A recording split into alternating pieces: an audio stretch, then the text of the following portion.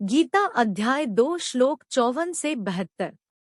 अर्जुन बोले, हे केशव, समाधि में स्थित परमात्मा को प्राप्त हुए स्थिर बुद्धि पुरुष का क्या लक्षण है? वह स्थिर बुद्धि पुरुष कैसे बोलता है, कैसे बैठता है और कैसे चलता है? श्री भगवान बोले, हे अर्जुन, जिस काल में यह पुरुष मन में स्थित संपूर्ण कामनाओं को भली भांति त्याग देता है और आत्मा से आत्मा में ही संतुष्ट रहता है, उस काल में वह स्थित प्रज्ञ अर्थात स्थिर बुद्धि वाला कहा जाता है।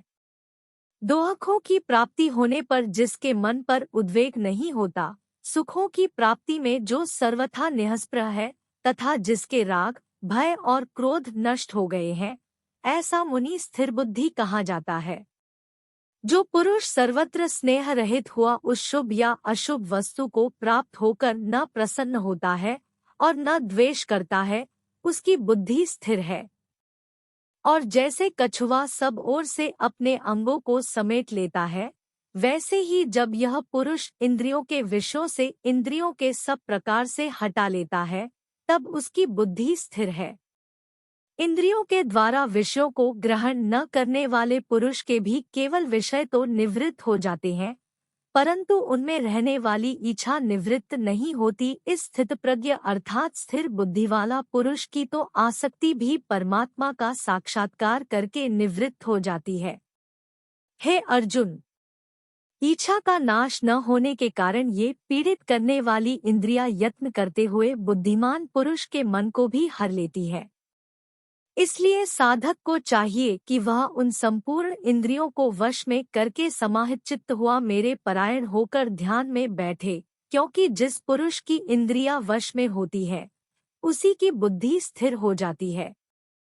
विषयों का चिंतन करने वाले पुरुष की उन विषयों में इच्छा हो जाती है, इच्छा से उन विषयों की कामना उत्पन्न होती है और कामना में विघ्न पड़ने से क्रोध उत्पन्न होता है।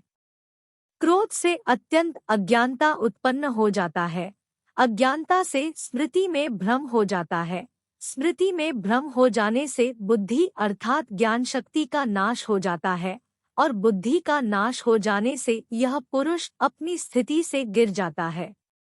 परंतु अपने अधीन किए हुए अंतःकरण वाला साधक अपने वश में की हुई रागद्वेष से रहित इंद्रियों द्वारा विषयों में विचरण करता हुआ अंतःकरण की प्रसन्नता को प्राप्त होता है।